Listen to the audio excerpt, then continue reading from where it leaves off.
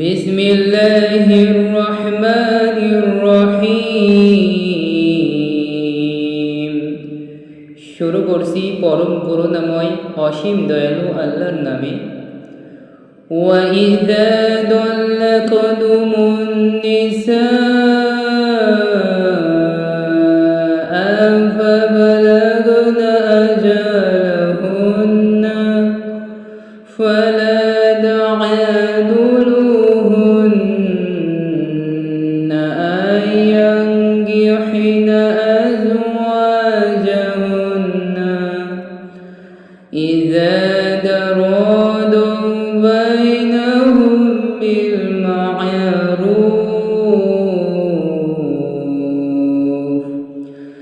ذلك يوعظ به من كان منكم يؤمن بالله واليوم الآخر ذلكم وأزكى لكم وأطهر الله يعلم وأنتم لا تعلمون।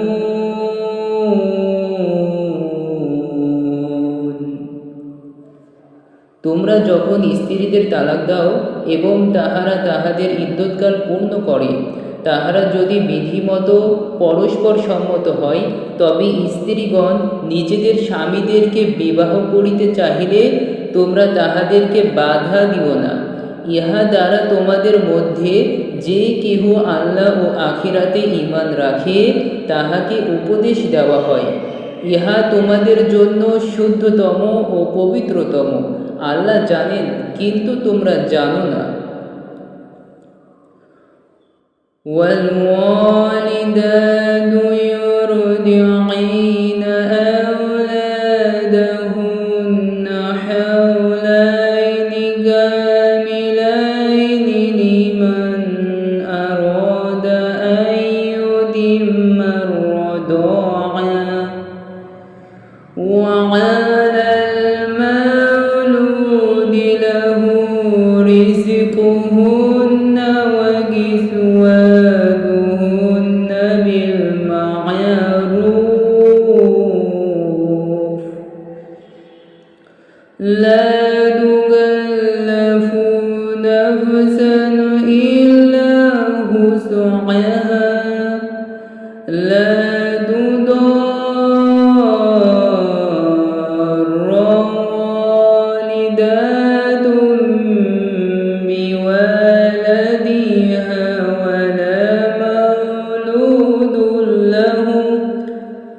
ولا مولود له بولده وعلى الوارث مثل ذلك فإن أرادا فصالا عن تراض منهما وتشاور فلا جناح عليهما وإن أردتم أن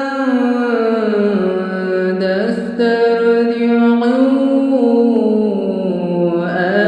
أولادكم فلا جناح عليكم إذا سلمتم ما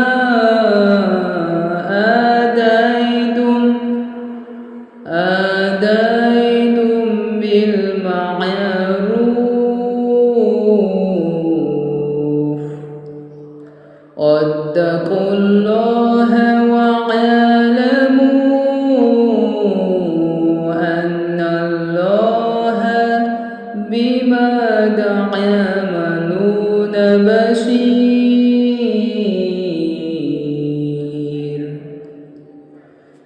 যে স্তন্যপানকাল পূর্ণ করিতে চাহে তাহার জন্য জননীগণ তাহাদের সন্তানদেরকে পূর্ণ 2 বৎসর স্তন্যপান করাইবে। জনকের কর্তব্য যথাবিধি তাহাদের ভরণ পোষণ করা। কাহাকেও তাহার সাধ্যতীত কার্যভার দেওয়া হয় না। কোনো জননীকে তাহার সন্তানের জন্য এবং কোনো জনককে তাহার সন্তানের জন্য ক্ষতিগ্রস্ত করা হইবে না, এবং উত্তরাধিকারীও অনুরূপ কর্তব্য। কিন্তু যদি তাহারা পরস্পরের সম্মতি ও পরস্পর ক্রমে স্তন্যপান বন্ধ রাখিতে চায়, তবে তাহাদের কাহারও কোনো অপরাধ নাই।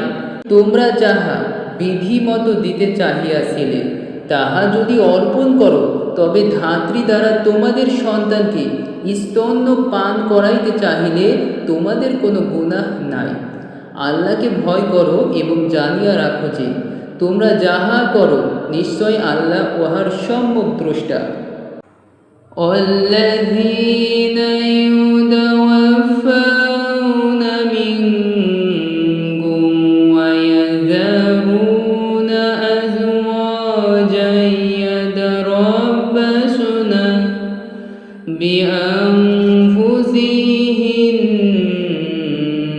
أربعة أشهر وعشرا، فإذا بلغن أجلهن فلا جناح عليكم فيما فعلن في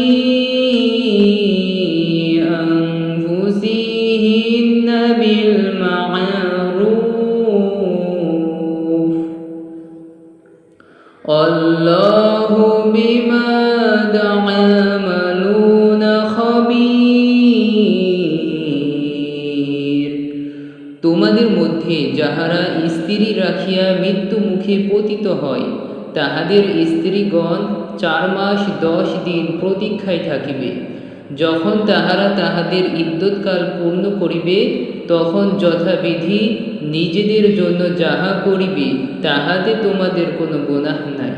তোমরা যাহা করো আল্লাহ সে সম্বন্ধে সবিশেষ অবহিত। ولا جناح عليكم فيما عرضتم به من خطبة النساء أو أكننتم في أنفسكم، علم الله أنكم ستذكرونهن،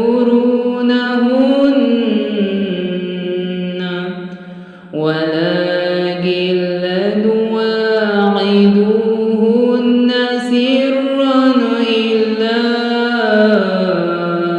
أن تقولوا قولا معروفا، ولا تعزموا عقدة النكاح حتى يبلغ الكتاب أجله، واعلموا أن الله يعلم ما في أنفسكم فاحذروه، واعلموا أن الله غفور حليم। স্ত্রী লোকদের নিকট তোমরা ইঙ্গিতে বিবাহ প্রস্তাব করিলে অথবা তোমাদের অন্তরে গোপন রাখিলে তোমাদের কোনো পাপ নাই। আল্লাহ জানেন যে তোমরা তাহাদের সম্বন্ধে অবশ্যই আলোচনা করিবে, কিন্তু বিধিমতো কথাবার্তা ব্যতীত গোপনে তাহাদের নিকট কোনো অঙ্গীকার করিও না। নির্দিষ্ট কাল পূর্ণ না হওয়া পর্যন্ত বিবাহ কার্য সম্পূর্ণ করার সংকল্প করিও না, এবং জানিয়া রাখো নিশ্চয় আল্লাহ তোমাদের মনোভাব জানেন। সুতরাং তাহাকে ভয় করো এবং জানিয়া রাখো নিশ্চয় আল্লাহ ক্ষমা পরায়ণ পরম সহনশীল।